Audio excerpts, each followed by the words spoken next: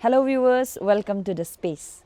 As the Arunachal is heading towards to celebrate its 50 years of naming from Nepa to Arunachal Pradesh, we the team of Space are on an endeavour to find out few Nepa officers and get to know their intriguing stories. So in line to that, we are here at Kimin as a resident of the first graduate and first administrator of Nishi community is none other than Tedi Tanatara sir. We are here at this beautiful resident. Stay tuned with us to hear out the conversation. So today we have with us Tedi Tana sir. He is the first graduate and first administrative officer of Nishi community. Welcome sir. Welcome to our show. Thank you. तो before moving forward आपका बारे में थोड़ा जानना चाहेगा कि how was नेफा का time में how was your experience first experience जो आप शेयर करना चाहेगा जी thank you for visiting me in this old age my name is Tedi Tanatara I am from Nyishi community and I was born in 1945 1st April and now I am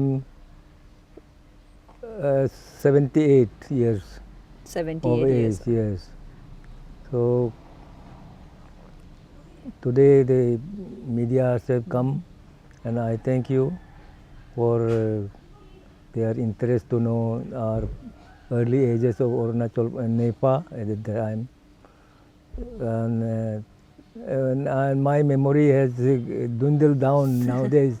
So whatever I may remember, I may tell you, and which may be useful to you.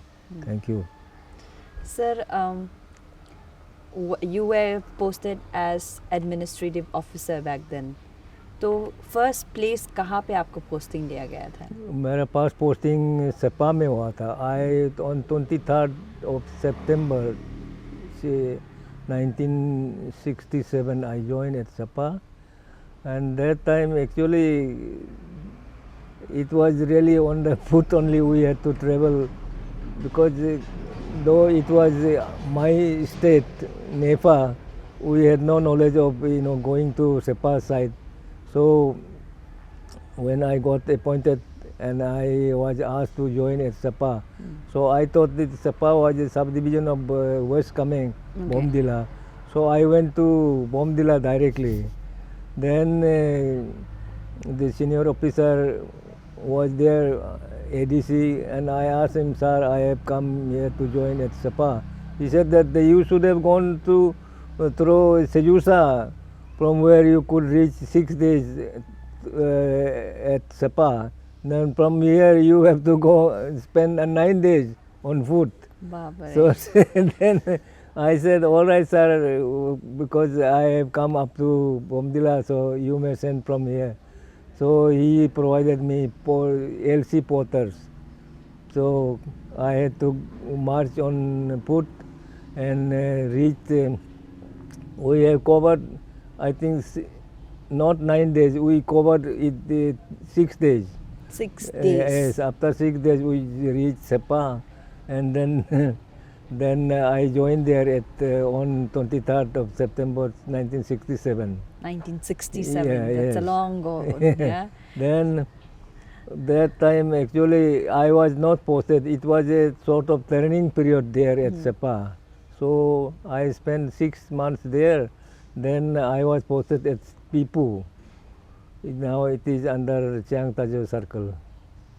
So I was there. Then Pipu was 3 days march from Sapa. So Oh my God. I had to march on foot. And it was not only me, but because all the officers who were posted in Nepa that time, they had to depend on their own foot only. So there was no exception. Sir, recently कब आपने visit किया Sapa? Sapa, I visited 2011 once I visited, and that time it was all road communicated and very nice looking places. Then I could not locate my squatter where I was staying with my friend. So that time when you first visited Sapa, and right now, definitely there is a vast changes, right? Vast changes. Yeah. So did it make you feel little sad, melancholy, like? थोड़ा No. खुश भी हुआ होगा to looking at the developments, but at yeah. the same time the memories, that attachment with the land, no? Yeah. So matlab, how was you feeling at that time? I was feeling, in both ways. I was feeling sometimes happy, because so many changes have taken place. And then other way, I was so sorry because I could not locate even my quarter where I was staying because there was no sign of those things, the road, Pakka road has come up and then quarters have been constructed, Pakka quarters have been constructed. And then people are going on motorcycles and cycles. So in a way I was happy and then sometime also I was feeling sorry also because of all memories. And I could not find any man whom I knew that time. I think almost all must have died. Sir, थोड़ा पहले when we were having conversation, no, inside your drawing room, you shared us very interesting story that how your mom said कि आपका ये chicken का कलेजा को काट के like then से कि इसको school भेजने से अच्छा रहेगा. Tell us more about that. तो ये मेरा कहानी तो थोड़ा पता नहीं, very strange type. And then ये तो पुराना ज़माना में हम लोग का सोसाइटी में ऐसे चलता था कि स्कूल जाने से चाचा भाई एक ही साथ में नहीं जाना चाहिए, नहीं तो एक मर जाएगा और ज़्यादा पढ़ने से आदमी पागल भी होगा, ऐसे बस्ती में होता था. तो हमारा बस्ती 1950 में हम लोग, हमारा बस्ती से सेल्स-एम्प्टी बस्ती से अभी near to Kimin, so now it is, let's say from Kimin 4 लड़का रंगाजान विलेज में गया. Rangajan in Assam and but inhabited by Nyishi people. तो उधर एक प्राइमरी स्कूल था, गया. तो स्कूल पढ़ने से आदमी कैसे होता है, क्या होता है, हम लोग बहुत कहानी सुनता था. तो मुझे भी जाने का दिल था, लेकिन मैं तो कभी असम में नहीं गया है, मालूम नहीं है कहाँ जाता है, क्या होता है. तो एक दिन मेरा दोस्त एक था मुझसे बड़ा, वो बोला है कि वो भी स्कूल जाना चाहता है. तो मैं तो बोला था मेरा माँ तो जाने नहीं देगा क्योंकि मैं तो अकेला बच्चा माँ से, तो माँ तो शायद नहीं देगा. तो वो बोला नहीं, हम लोग मंगोल देखेगा. मंगोल मतलब चिकन लीवर अच्छा. काट के, चिकन लीवर काट के देखेगा. तो बोला हाँ ठीक है. तो हमारा माँ का एक मुर्गी बच्चा होने वाला था उधर. तो एक मुर्गी बच्चा पकड़ के वो कुछ मंत्रों बोला है और काट के लीवर काट के देखा है. बोला अच्छा है. बोला तो अच्छा होने से तो स्कूल पढ़ने से भी अच्छा होगा. तो बोला ये शनिवार को आदमी लोग बस्ती से जाता है ये दिरजू बाज़ार. तो मैं तो दिरजू बाज़ार भी नहीं सुना था. वो बोला माँ से, हम लोग का बाबा से कुछ नहीं बोल के हम लोग भाग जाएगा. बोला हम लोग थोड़ा भात वोट बना के, शनिवार था होगा अभी याद है. तो भात वोट बना के टुपला पत्ता में बांध के हम लोग चला गया. तो फर्स्ट टाइम शनि बाज़ार को हमने देखा है. तो उधर से रंगाजान स्कूल में गया. शाम को हम लोग उधर पहुंचा दोनों. तो उधर हमारा बस्ती का लड़का, 4 लड़का था उधर में, हम लोग मिला है उसको. तो वार्डन भी नीचे था. हम लोग वार्डन को भी रिपोर्ट किया है. तो वार्डन बोला है आया तो पढ़ने के लिए आया तो पढ़ो, हो जाएगा बोला. तो हम लोग, कौन सा स्कूल था ये, कौन सा स्कूल? ये रंगाजान रंगाजान एक तो बस्ती है इधर में असम में, निसी लोग बचता है उधर में. तो हम लोग स्कूल में, मतलब स्कूल एडमिशन तो मान गया. तो एक हफ्ता बाद वो दूसरा शनिवार होगा शायद.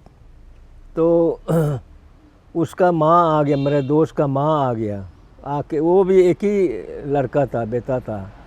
तो उसको लेके गया. मैं तो बहुत रोया, मेरा दोस्त चला गया. तो हमारा माँ आने से मैं भी चलता, माँ लेकिन नहीं आया, मेरा माँ नहीं आया. तो माँ तो पहले से बोलता था हमारा सब बेटा बेटी सब मर गया, एक ही बेटा है, वो उसको हमारा मर्जी से चलने से वो भी मर जाएगा, अपना मर्जी से चलने दो, खुशी जो भी करना है इसे बोलता था। तो इसलिए शायद माँ नहीं आया। तो माँ आने से मैं भी कि जाने चला जाता, आज मैं क्या करता पता नहीं है। तो स्कूल पढ़ के उधर मतलब सब फैसिलिटी मिल गया, कपड़ा उपड़ा भी मिला है, खाने पीने भी मिल गया। तो हम वो रंगाजान में, ये तो क्लास 3 तक था वो प्राइमरी स्कूल। तो क्लास 3 उधर से पास किया। पास करने के बाद north Lakhimpur Baptist mission John part mission में चला गया। क्लास 4 में उधर एडमिशन हुआ है। तो ऐसे करके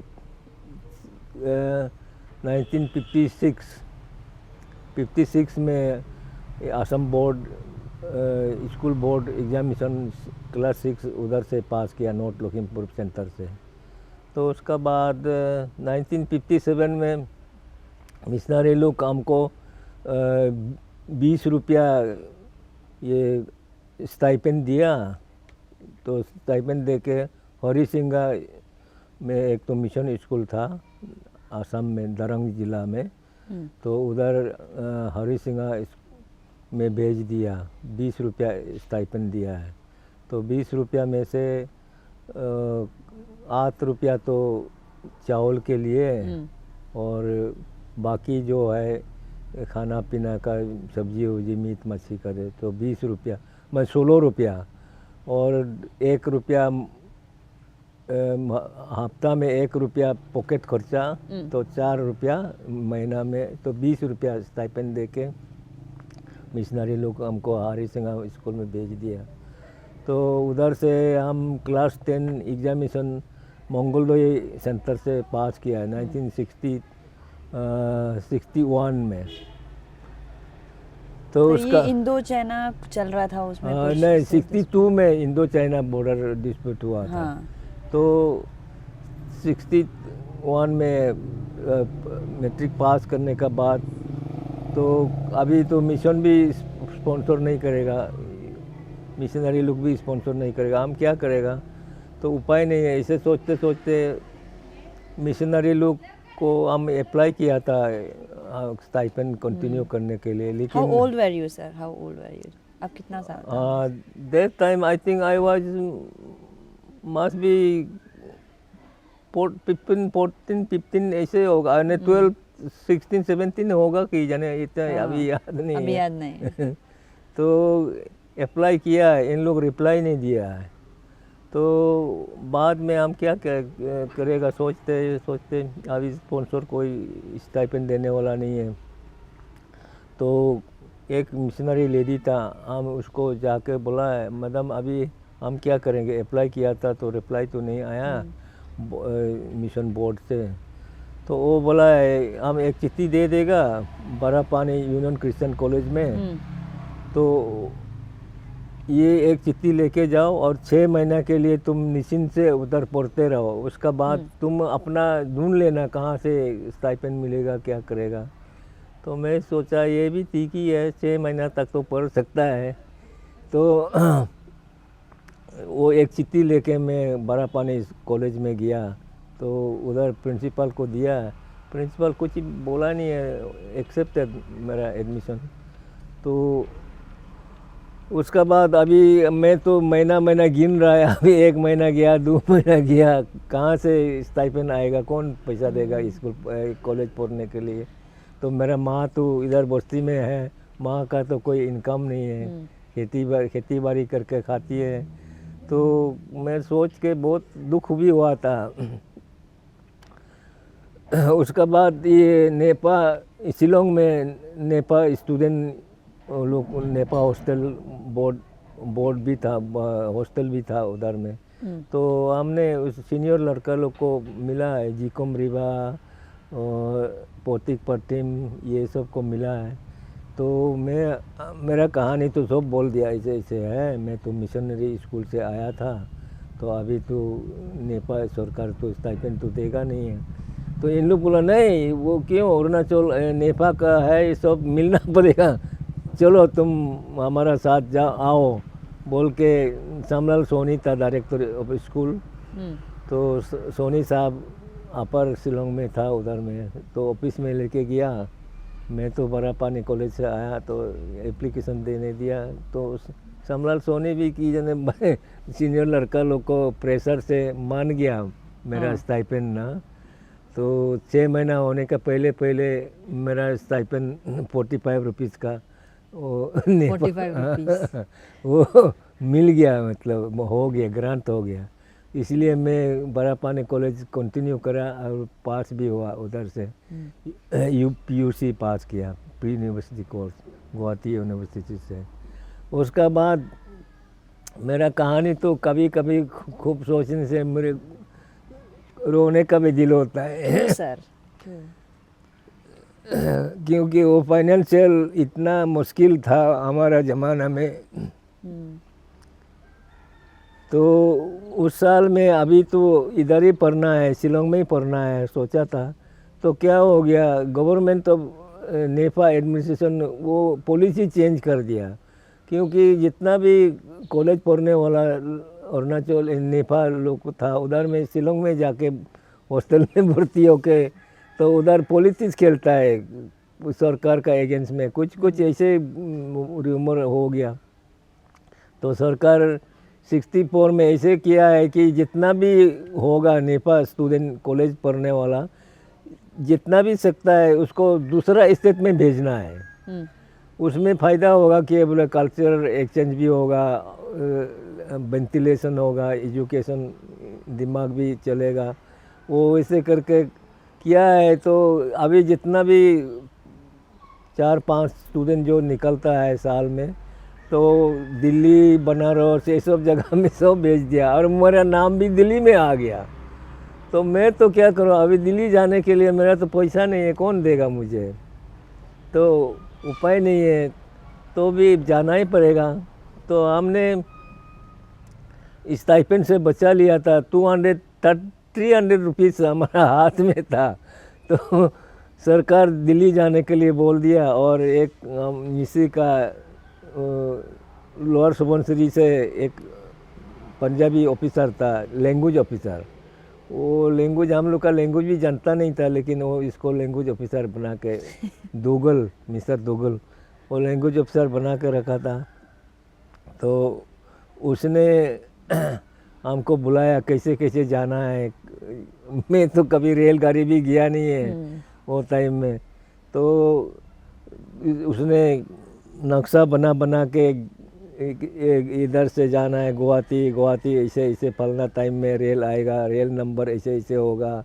उसका बाद तुम लखनऊ तक जाना, लखनऊ से फिर दूसरा गाड़ी पलना टाइम में आएगा। मैं पे बना के सब भेज दिया।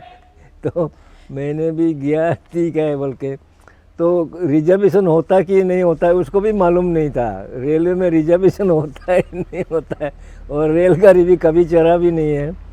तो गुवाहाटी से बिस्तरा एक तो लेके चढ़ गया, मतलब इतना पैसेंजर रास्ता ना, बैठने के जगह नहीं है, खड़ा होके चला गया अलीपुर खड़ा होके अलीपुर द्वार तक गया खड़ा होके। उसका बाद थोड़ा गैप हो गया तो हम बिस्तर रख के बिस्तर में बैठ गया, ऐसे करके दिल्ली में पहुंच गया। तो लखनऊ से रात लखनऊ वो इधर से जाए मीटर गेज गाड़ी चलता था, फिर बरौनी से ब्रॉड गेज, तो लखनऊ तक गया। लखनऊ से फिर रात को 9:30 बजे दूसरा ट्रेन आया दिल्ली तक। तो दिल्ली में पहुंच गया दूसरा दिन। तो पहुंच के दुगल साहब ने हमको बताया था कौन कौन कॉलेज में अरुणाचली स्टूडेंट लोग है। तो दिल्ली कॉलेज में 3-4 तो था, उसका एड्रेस दिया। तो मैं दिल्ली कॉलेज में हॉस्टल में गया। तो उधर में करकेन रिबा था, नरबू था, और 2-3 तो था, न्योदे यंगम भी था। तो इन लोगों ने हमको गाइड किया कि यूनिवर्सिटी जाके उसको वाइस चांसलर को मिलना है और कौन सा कॉलेज में जाना है उसको ठीक करने के लिए। इन लोग लेके वो मुझे सब कर दिया। और तो अभी उसमें क्या हो गया, हांसराज कॉलेज में है बोल के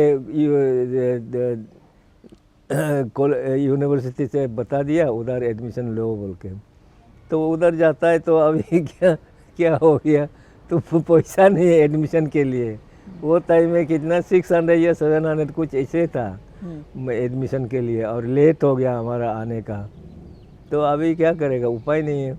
तो मैं सोचा था हमारा पास अभी भी 200 रुपया है पॉकेट में, तो 200 रुपये से वापस जाएगा। अब असम में तो अभी कॉलेज खुला ही है, नॉर्थ ईस्ट में पहले यूनिवर्सिटी लोग लेट से खुलता था अदर स्टेट से, तो अभी तो खुला है, नया है, मिल जाएगा बोल के। तो सीनियर स्टूडेंट लोग ओन्योक तायंग था, बकेन पार्टिन था और नोरबू था, इन लोग को हम बता दिया हमारे पास तो अभी क्या है, पैसा नहीं है, अभी एडमिशन लेने के भी नहीं सकेगा, तो अभी वापस जाने का भी मुश्किल होगा, हमारा 200 रुपया है अभी पॉकेट में, तो हम वापस जाएगा बोला है। तो ये दो सीनियर लोगों ने मुझे को बहुत मदद भी किया है। तो बोला है नहीं, हम लोग का एमपी ईरिंग साहब है ना, लोन एमपी, वो टाइम में कोई दूसरा नहीं था। दाई ईरिंग साहब को आप जाके बताओ, बताने का बाद आप वापस जाने से जाओ बोले कि एडवाइस किया है। तो मैं जाके सर को मिला है शाम को, इन लोग लेके गया सीनियर लोग, मुझे तो मालूम भी नहीं था, साउथ एवेन्यू में था वो। तो मैंने बता दिया सर ऐसा ऐसा है, तो हम अभी वापस जाने के लिए तैयार हैं। वो बोला हट लोड़ा, ये तो ओकरा ने की ये तो कहने का उबिदा पासो तो नहीं पाबो ना, ये तो पूरी भी आते ताकि भी दिल्ली थे। वैसे कैसे वो बोला है कि आप एप्लीकेशन एक तो दो प्राइम मिनिस्टर को, हम लेके जाएगा तो तुम्हारा एडमिशन का पैसा हम निकल देगा बोला। तो हम वापस गया हॉस्टल में, तो एप्लीकेशन एक लिख के सुबह पहुंच गया इनका क्वार्टर में। तो वो पार्लियामेंट सेशन ऑन था, पार्लियामेंट सेशन ऑन था, वो निकल जा रहा था, तो मुझे भी लेके गया और प्राइम मिनिस्टर ऑफिस में, नेहरू था वो टाइम में। तो हम लोग दोनों ऑफिस में, नेहरू ऑफिस में पहुंच गया, तो नेहरू अभी निकल गया पार्लियामेंट के लिए।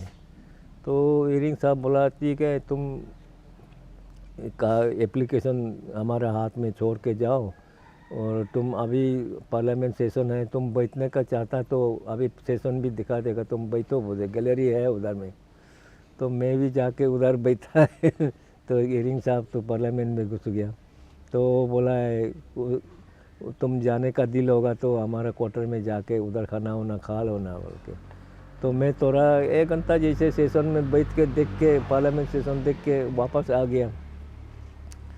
तो वापस आके बैठा है, तो शाम को ईरिंग साहब बोला है तुम्हारा वो एप्लीकेशन तो नेहरू को दे दिया डिस्क्रिप्शनरी ग्रांट देने के लिए, और हो जाएगा, तुम मत जाओ बोला है। तो हम हांसराज कॉलेज में बैठ गया। तो 1 हफ्ता का बाद खबर आ गया तुम्हारा एडमिशन फीस जितना भी पता नहीं कितना था होगा, 600 700 कुछ ऐसे हो गया होगा, तो नेहरू जी ने दे दिया बोला है। तो प्रिंसिपल हमको बुला के एक दिन बोला, अरे तुमको तो हम लोग बोला था स्टाइपेंड से कटेगा, स्टाइपेंड 80 रुपीज़ देता था सरकार, तो वो से कटेगा बोला था, तुम प्राइम मिनिस्टर का उधर ही गया है नहीं सर हमारा तो पैसा नहीं था इसलिए मैं गया था। तो ठीक है Must अभी be a तो shock to them, na? A little boy from Arunachal came and went to Prime Minister to appeal. तो ऐसे होके एडमिशन हो गया। हाँ, एडमिशन होने से क्या होगा, अभी 80 रुपीज़ से तो इतना बड़ा सिटी में कैसे चलेगा ना, मेरा तो कोई सपोर्टर नहीं, इकोनॉमिकली बहुत हार्डशिप में पेश किया है। तो 1 साल 64 में एडमिशन हुआ, 65 में एजे तायंग, ओन्योक जेम्स तायंग, वो सेंट स्टीफन कॉलेज में एमए पढ़ रहा था। तो वो उसको ये अरुणाचल सिविल सर्विस में पहले इसको क्या बोलता था, एक तो डेजिग्नेशन था ना, क्या था? इंडियन फॉरेन सर्विस जैसा है अच्छा। ये, से वो पोस्ट है बोल के इनको इंटरव्यू में बुलाया। IFS ने क्या, Indian frontier administration service, IFS, तो बुलाया और वो इंटरव्यू में गया और पास भी हो गया।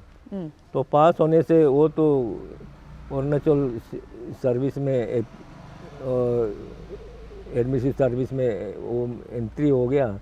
तो वो ऑल इंडिया रेडियो में न्यूज़ रीडर था अच्छा। नेपा के लिए। तो रीबा करकेन रीबा भी था न्यूज़ रीडर, नॉर्वू भी था, और ये जेम्स तायंग भी रीडर था। वो एडमिनिस्ट्रेशन सर्विस में चला जाने के बाद वैकेंसी हो गया। वैकेंसी होने के बाद सीनियर लोगों ने हमको बोला तुम भी अप्लाई करो ना, और डायरेक्टर और ऑल इंडिया रेडियो से, तो तुम पैसा मिलेगा, तनख्वाह मिलेगा बोला। तो मैं भी अप्लाई किया और मेरा भी ग्रांट हो गया क्योंकि वैकेंसी था, एक ही था, तो ग्रांट हो गया और महीना में 300 रुपया मिलता था। मिलता था। और हमारा तो कितना ये बोलने का भी नहीं है ना, there is no word to express, so happy 80 rupees like a और blessing, no? 300 rupees, 380 rupees. आने शुरू नाउ हो आई थिंक 40-30,000 वैल्यू। गए। Exactly, seriously. तो ये ऐसे करके हमारा इकोनॉमी इम्प्रूवमेंट हो गया। अभी तो मैं सपोर्ट कर सकता खुद ही को, और कॉलेज फी भी दे सकता है वो करके। और मैं माँ तो इधर ही बस्ती में था, तो मैं माँ को भी 200-300 रुपया कभी जमा करके माँ को भी भेजता था। उसका बाद 1966 में ग्रेजुएशन हुआ यूनिवर्सिटी से। तो होने का बाद ऑल इंडिया रेडियो में काम कर रहा था। तो अब मैं सोचा अभी क्या करेगा, माँ तो अकेला है घर में और कोई नहीं है, तो इधर ही अरुणाचल में आना पड़ेगा बोल के नौकरी वोकरी छोड़ दिया ऑल इंडिया न्यूज़ रीडर। तो छोड़ने का बाद ये अरुणाचल इंफॉर्मेशन सर्विस एक तो था डायरेक्टर, क्या नाम था, शुक्ला, वो रिटायर होने का या ऐसे कुछ था होगा। तो हम लोग अप्लाई किया उधर में। तो नौकरी छोड़ने का बाद आया है शिलोंग में, आके इंटरव्यू दिया है और रिटन एग्जामिनेशन भी अपेयर किया, लेकिन बहुत टफ था क्योंकि ये प्रैक्टिकल काम जर्नलिस्ट लोग जैसे वो होता है ना, इंटरव्यू ऐसे था। हम तो इंटरव्यू एग्जामिनेशन देने का बाद ही निकल के बोला ये तो नहीं होगा, क्योंकि ये सब हम लोग का काम नहीं है, प्रैक्टिकल कोई काम नहीं किया हम लोग, रिपोर्टर का कुछ सिस्टम भी है कुछ। तो उसका बाद वो घर वापस आया, आने का बाद फिर CO पोस्ट के लिए एडवर्टाइज हो गया, तो इसको अप्लाई किया है और एग्जामिनेशन भी कॉल किया है, एग्जामिनेशन दिया है शिलोंग में जाके। देने के बाद 1 महीना हो गया, 1 महीना से ज़्यादा हो गया, रिजल्ट नहीं निकला बाद में, क्योंकि पहले तो सब आने जाने का जितना इंफॉर्मेशन आता है पैदल से होता है, तो हम लोग का बस्ती में ये सब इंफॉर्मेशन आने का भी बहुत देर होता है। तो 1-1.5 महीना का बाद इंफॉर्मेशन आ गया, चिट्ठी आ गया कि पास हो गया बोल के। तो कितना कौन कौन के कितना पोजीशन में आया सब लिस्ट भी आ गया। तो आने का बाद अपॉइंटमेंट ऑर्डर 1 महीना का बाद आ गया, रिजल्ट आने का बाद। तो अपॉइंटमेंट होने का बाद तो मैं इधर से चला गया, अभी जैसे बताया सेपा, बोमदिला होके सेपा गया 23 सितंबर 1967 में उधर ज्वाइन हुआ। 1967। तो ऐसे हुआ ये मेरा। तो actually my whole life was very much tortured, economical problems है. But I would say it shaped you, Then you get to know the value of, little things.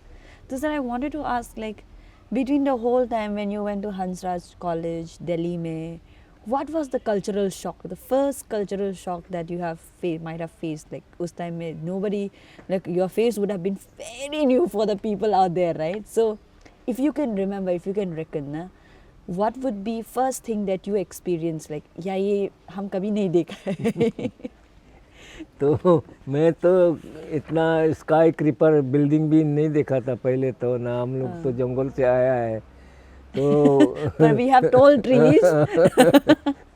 तो देखा है जितना बिल्डिंग है, और इधर में वेस्ट ईस्टर्न में साइड में आसाम में हम लोग देखा है 3 रूप ना, 3 रूप बिल्डिंग्स। तो उधर में दिल्ली में जब हम पहुंच गया तो और high sky creeper buildings are there, लेकिन नॉट 3 रूप Okay. और पक्का रूप ना, हाँ. पक्का रूप ये देखा है। ये एक एक्सपीरियंस हुआ था, ये ईस्टर्न और वेस्टर्न में कैसे फर्क होता है, आदमी बैठता है। तो हम लोग को तो अकेला जाने से भी और ग्रुप में 3-4 हम लोग एक ही नेपाल स्टूडेंट जाने से भी ये पता नहीं अभी भी ऐसे ही चलता होगा। वो हम लोग को तो चीनी चीनी बोलता है, बच्चा लोग भी, even small children they will see us and then चित चीनी चीनी। तो हम लोग तो क्या करेंगे, बोलने से फिर झगड़ा वगड़ा भी होगा। हम नहीं सुना जैसे जाता है। गुस्सा आता था। और बस में कभी ट्रेवल करने से, बस में तो पता नहीं कभी कभी हम लोग झगड़ा भी किया है। अरे आप तो शक्ल देख के आदमी को कैसे प्रिज्यूम कर सकता है, कोई डायरेक्टली आता है, आर यू फ्रॉम नेपाल?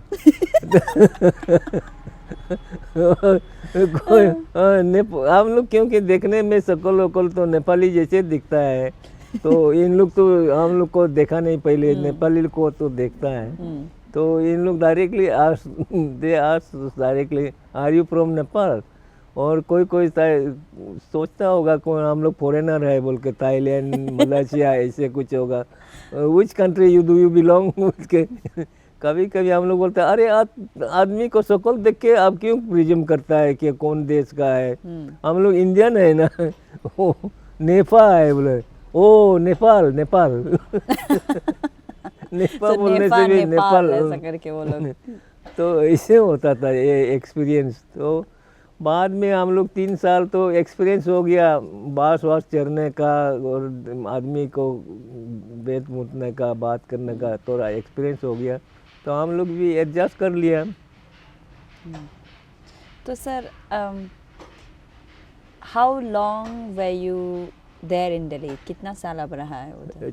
3 साल ग्रेजुएशन करने के लिए 3 years is required, 3 years, and बाद में थोड़ा कि 3-4 महीना ऑल इंडिया रेडियो में आफ्टर ग्रेजुएशन काम किया है। सो उसे 3.5 years। So you between the time frame of 3.5 years, have you visited your home Arunachal? वापस आया, मिला माँ को कभी?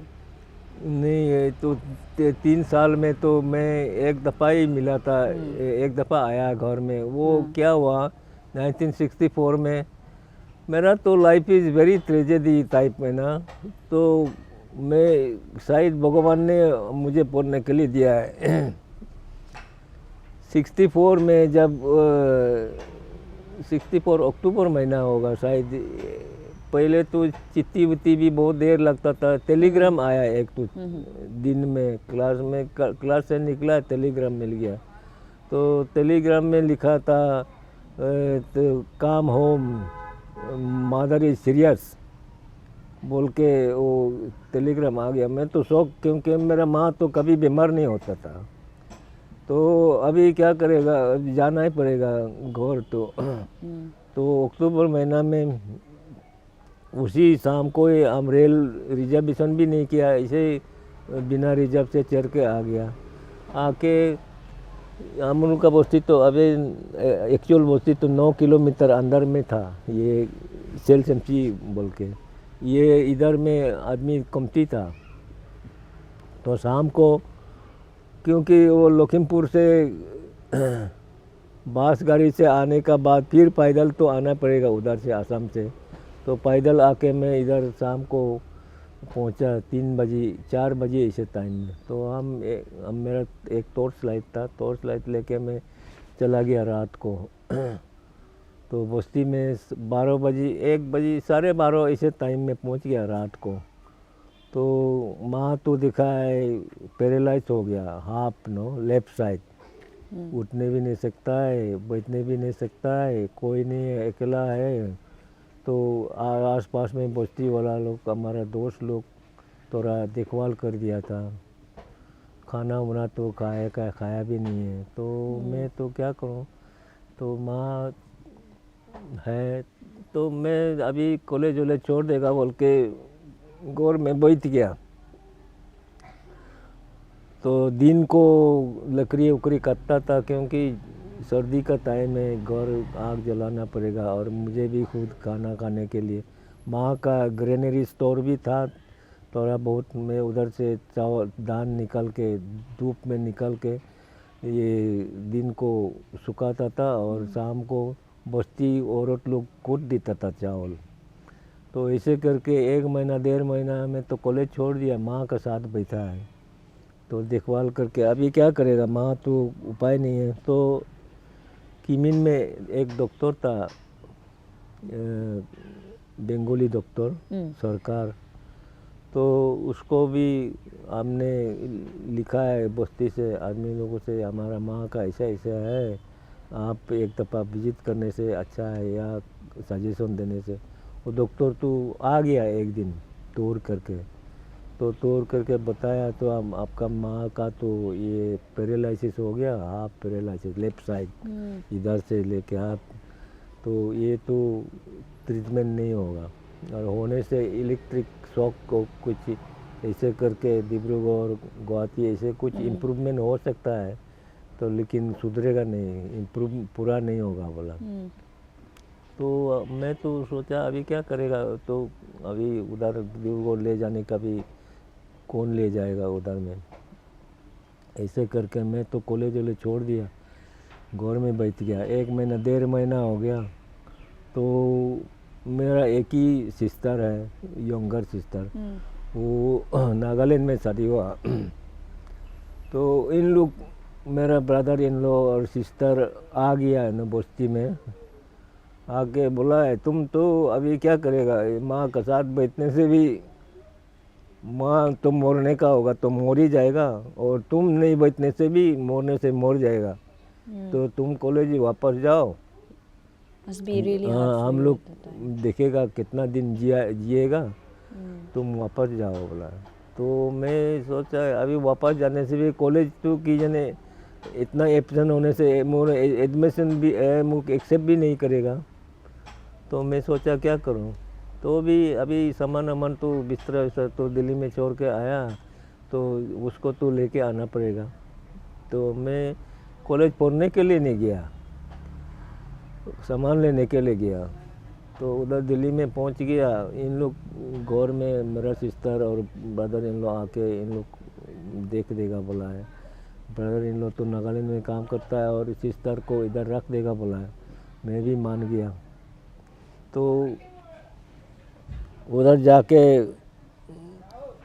प्रिंसिपल को बेटा है, और बोला सर हमारा तो ऐसे ऐसे हो गया, माँ तो ऐसे पैरालिसिस हो गया, मैं तो लास्ट 1.5 मंथ कॉलेज अटेम्प्ट नहीं किया, अभी यूनिवर्सिटी एग्जामिनेशन देने के लिए देगा कि नहीं देगा पता नहीं है, मैं तो अभी आ गया, तो आप मुझे अलाउ करने से मैं बैठूँगा, नहीं तो वापस जाएगा बोला। वो तो बहुत उदारवादी प्रिंसिपल था, नहीं नहीं तुम बैठो, मैं तो एज ए प्रिंसिपल 10% अटेंडेंस तो मैं भी ग्रांट कर सकता है, लेकिन 75% तो होना पड़ेगा। तो अभी कितना महीना है, 1-2 महीना है, तुम कभी एब्सेंट मत करो, एब्सेंट होगा तो तुम्हारा यूनिवर्सिटी में वो नहीं होगा। तो हम बोला सर मैं I assure you that I will never absent, even I will never miss A class, वो आप मेहरबान किया बोल के। तो मैं कॉलेज में एडमिशन होके बैठ गया। तो ऐसे करके कॉलेज कंटिन्यू किया। ये एक ही दफ़ा है, मैं 3.5 ईयर्स में एक ही दफ़ा आया मैं। तो माँ खुद ही चलता था, लेकिन ऐसे बीमार हो गया इसलिए मुझे आना पड़ा। तो सिस्टर लोग डिब्रूगढ़ में लेके, मैं ब्रदर इन लॉ और सिस्टर दोनों मिल के मेरे माँ को डिब्रूगढ़ में लेके गया। वो टाइम में तो आदमी बुक बुक के उधर से आना पड़ता था, इधर रोड भी नहीं था, किमिन भी रोड नहीं था वो टाइम में। आदमी सिर्फ पैदल दिजू पैदल जाता था। तो इन लोगों ने डिब्रूगढ़ तक पहुंचा भी दिया था। तो उधर में 1 महीना ऐसे होगा एडमिशन करके इन लोग बोला है इधर और नहीं होगा, इम्प्रूवमेंट होगा, घोर में रखो बोल के बोला है। तो घोर में लेके वापस लेके रखा है। थोड़ा इम्प्रूवमेंट भी हुआ था। ये खुद ही पहले, बाद में शुरू में तो नहीं चल सकता था, बाद में इम्प्रूवमेंट हुआ और खुद भी चल सकता था, और पिसाब जितना वो अपना कर सकता था। तो 19 survived 7 years After that incident. after that incident. 69 में 69 में वो सी एक्सपायर्ड, Yeah. सेकेंड अटैक हो गया। Hmm. तो ऐसे हुआ, मेरा तो लाइफ ऐसे ही था। Hmm. And I have crossed all these difficulties with the help of God and blessing of God. It's like I think God wanted you to be the first administrator, you know, because He planned you to go and serve your people in that way. Sir, after you were appointed as the first administrator of that area, what was the first challenges like this? Yeah, you stated कि आपको पैदल चलना पड़ा like 6 days to reach Sepa, right? So one first challenge, if you have to, you know, jot it down, what would be that first difficulty that you had to face in your administrator, you know, at that time? Problem तो ऐसे special type का कोई problem ऐसे तो नहीं था। वो time में जितने एटमॉस्फेयर था ऐसे ही चलता था। लेकिन एक वो है डिफरेंस, आज का और हम लोग का ज़माना का डिफरेंस था। आदमी लोग very humble and then obedient था। तो क्योंकि दैट टाइम गवर्नमेंट ऑफिसर जो बोलेगा वो एक कानून जैसे ही हो गया था बस्ती वालों का, और बहुत ओबीडिएंट से बहुत पालन करता था कोई बोलने से। तो हमारा तो नया अपॉइंटमेंट में, क्योंकि ये बंगनी लोग सपा एरिया भी निसी एरिया था, तो उधर में सिर्फ मैं तो शुरू में वो ज़माना में डेवलपमेंट का कोई काम नहीं था। There was no development work. हम लोग तो सिर्फ एडमिनिस्ट्रेशन के लिए बैठा था। तो बंगनी एरिया में तो ऐसे हो गया, कितना डेली यालुंग केस, यालुंग is case. Okay, we call it kabang. यालुंग एवरी डे ऑफिस में बैठने से सिर्फ नो कोई डेवलपमेंट कोई बात नहीं चाहिए, सिर्फ यालुंग। तो मैं तो बाद में जाके जब पीपू में ट्रांसफ़र हुआ था, मैं तो कितना सुनेगा, ऑफिस में बैठ के सुन भी नहीं सकता है, और इतना यालुंग होता है। तो मैं तो पार्टी बना देता था, आप लोग इधर में बैठो और ये दोनों पार्टी अपोजिशन और जो पार्टी है आप लोग इधर बैठो, बात करो, और दूसरा को बना, तीसरा 4-5 ऐसे ग्रुप, जितना भी डेली यालुंग आता है तो ग्रुप बना देता है। तो आप लोग जितना भी हो सकता है बाद में हमको बताओ, हम लोग ऐसे डिसीजन ले लिया, हम मानेगा बोल के। तो वो उससे थोड़ा प्रॉब्लम सॉल्व होता था। अच्छा। क्योंकि इन लोग जितना भी जॉब नहीं होता है तो हमारा पास हम तुम लोग को समझाने के लिए कोशिश करेगा, सेटल करने के लिए, लेना देना जो हिसाब है। तो ज़्यादा सा इन लोग की खुद ही सेटल होता है।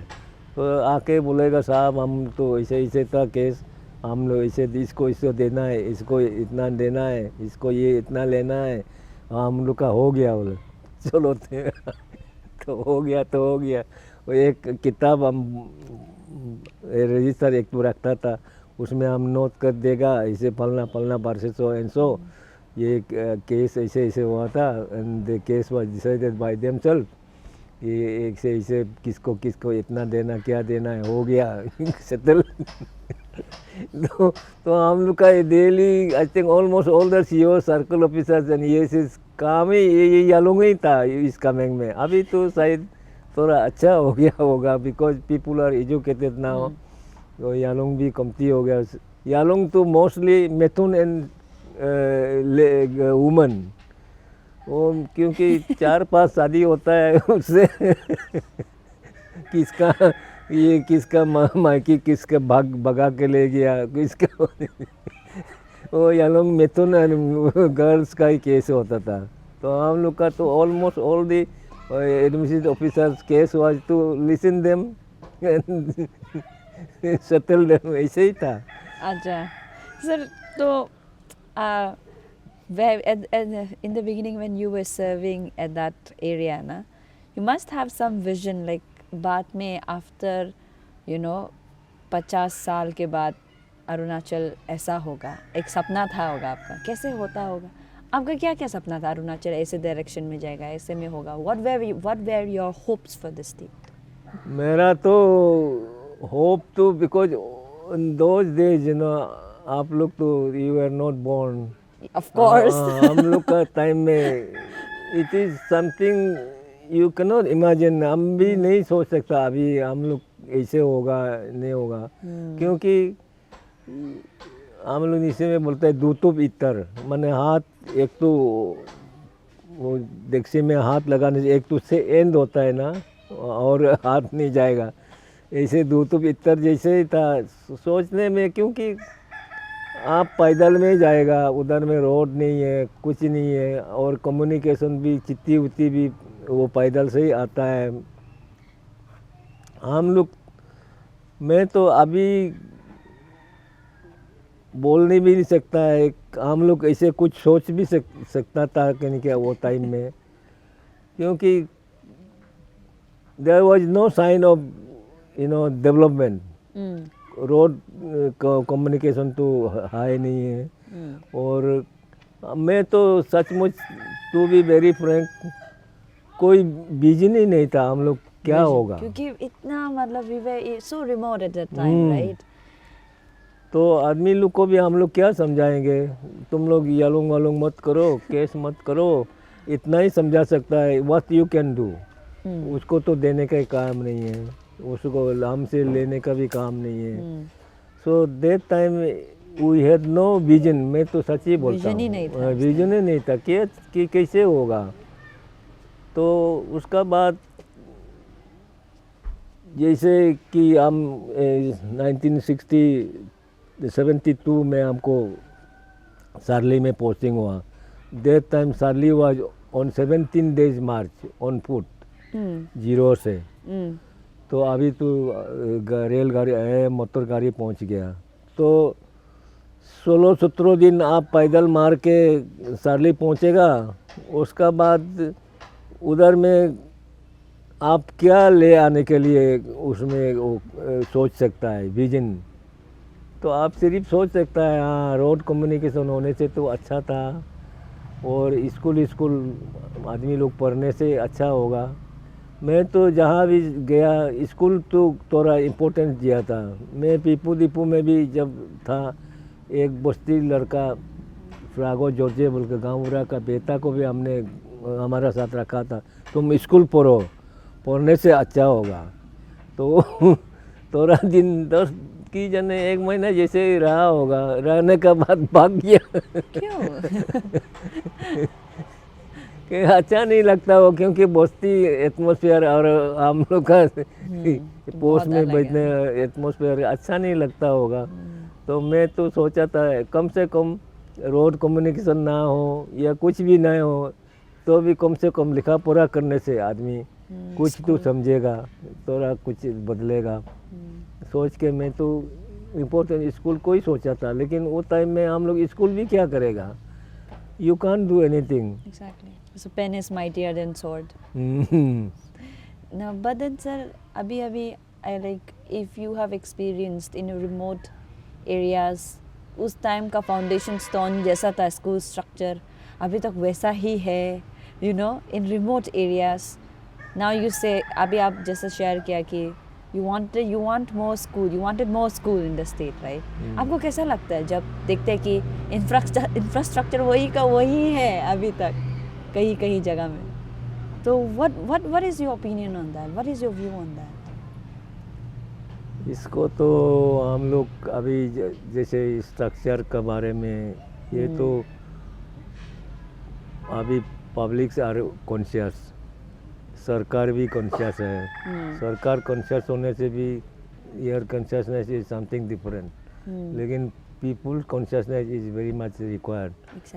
पीपल कॉन्शियस होने से ये सब स्कूल हो, स्ट्रक्चर हो, जो भी हो, स्ट्रक्चर जितना भी फाउंडेशन है आस्ते आस्ते हो जाएगा. अभी जैसे हम लोग देखता है पुराना ज़माने से आज का ज़माना कितना फास्ट चेंजिंग ना, इमेजिन भी नहीं कर सकता है. एटलीस्ट दिल्ली बॉम्बे वाला से हम लोग इधर जो अभी डेवलपमेंट हो रहा है वी कैन इमेजिन. 10 साल पहले 5 साल पहले हम लोग इमेजिन भी नहीं कर सकता था. Beyond our imagination Arunachal is progressing so fast. मैं तो सोच भी नहीं सकता. कभी कभी मैं तो सोचता हूँ, कभी कभी सपना भी देख रहा है नहीं क्या वो.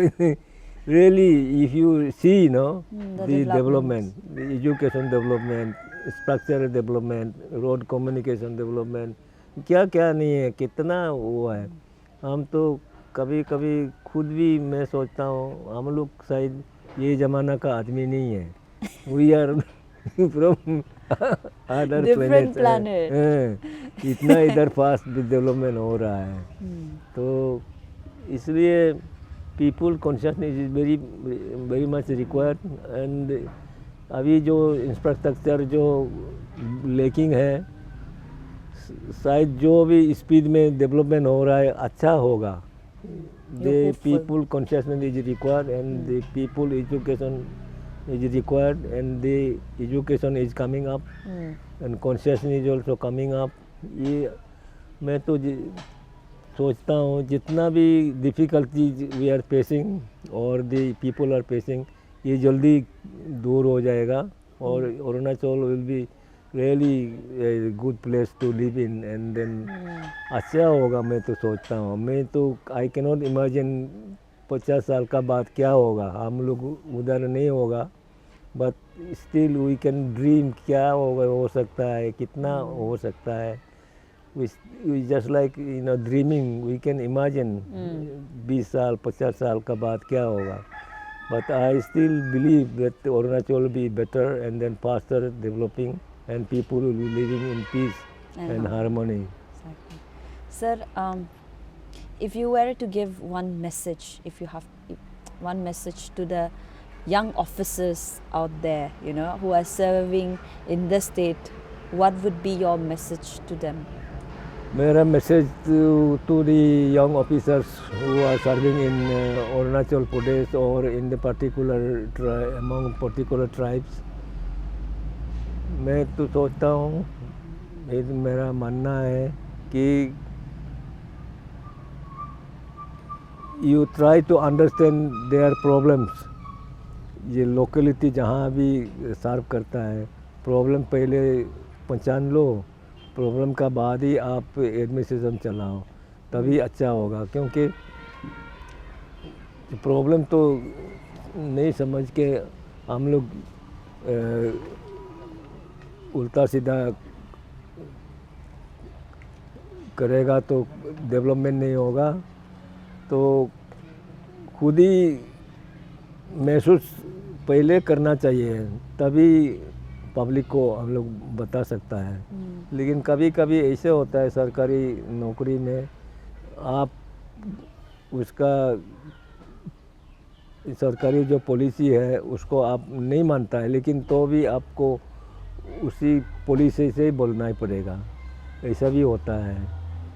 लेकिन ये तो होना ही है. Because you are a government officer you have to implement the government policy and administration system you have to implement. लेकिन कभी कभी अपना कॉन्शियसनेस भी अप्लाई करना चाहिए. तो सर जैसे कि आपने बताया अभी शेयर किया कि अरुणाचल बहुत रैपिडली डेवलपमेंट्स आ रहा है and at the same time you can not imagine कि 50 इयर्स का बाद कैसा होगा, right? So if you were to say कि आपको उसमें से कुछ एक डर है? डर भी है. क्या होगा वो डर? डर मतलब ऐसा है, एक first thing is the employment problem.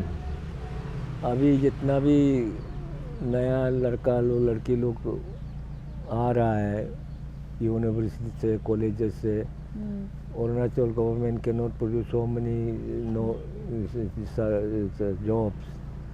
तो frustrated young generation, it will be a very dangerous situation. Frustrated young generation. First situation. You see, so we have to, the futuristic way, leaders or the governments have to plan in such a way that at least this unemployment is minimized. Exactly. At least, because Arunachal Pradesh, I don't think that it will be industrialized. There is no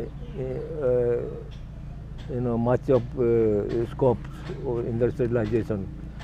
So our the priority of solving unemployment will be towards the horticulture side. The Arunachal is the only, I think, state in northeastern India that all climate conditions are available. High altitude, middle altitude, low altitude, and then in this, in such altitudes, varieties of horticulture products can be done. So, first priority or the importance should be given to horticulture side. Then the educations are already there. Then other development horticultures are also there. So I have a fear, this unemployment youths, and when there is no hope of getting any way come up in life, then they may adopt the extremist side, bad side. So that will be very bad story, and it will not be good for Arunachal Pradesh. Thank you so much, sir. It was such a pleasure and honor to hear you out. I think आपका experience को सुन के बहुत सारा को enlighten मिला होगा, क्योंकि ऐसा इंसाइट नेफा का बारे में सीरियसली हमको भी आइडिया नहीं था. Walking food and your experience in Delhi, these are the moments that I will truly cherish as a person as well. That's all we have for you, viewers. Thank you so much for joining with us. I hope that you have learned something out of our conversation. Thank you so much. This is Emma Dawn signing off. Goodbye.